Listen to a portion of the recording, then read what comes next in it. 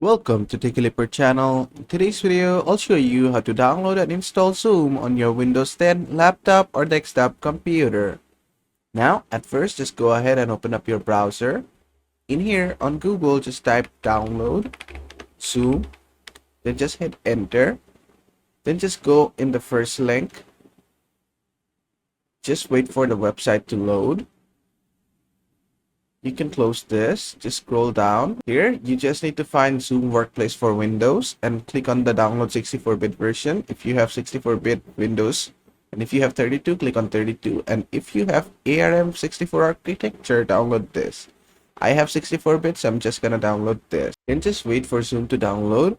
And after it has been downloaded, what you need to do is just simply go ahead and click on open file. It will be visible right here in just 2 seconds. Just wait patiently.